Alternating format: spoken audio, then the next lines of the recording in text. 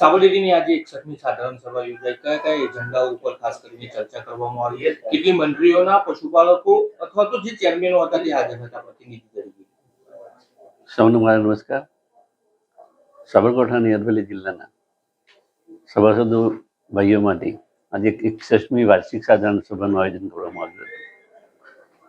61મી વાર્ષિક સાધારણ સભામાં એજન્ડા પ્રમાણે સર્વસંમતે દરેક કામકાજનું પૂર્ણ થયેલ છે અને આ વર્ષે એક ઐતિહાસિક નિર્ણય કર્યો છે. જે ભાવફેર માટે રાહ જોવી પડતી એ 300 પહેલો ભાવફેર જનસભાની મંજૂરી અપેક્ષાએ આપવાનો એક ઠરાવ પાસ કર્યો છે.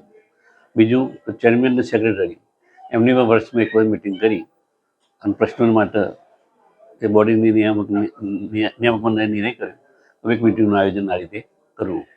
તો સભાસદોને જે પ્રશ્નોની વાચા મળી જાય અને સાબરડેરીની જે પ્રગતિ દિન પ્રતિદિન વધી રહી છે એમાં વધારો થાય એ માટે 4 નિર્ણયો આજે મહત્વના કર્યા છે. ખાસ કરીને જે ભાવફેર એક ભાવફેર 300 પહેલો ચૂકવી દેવો.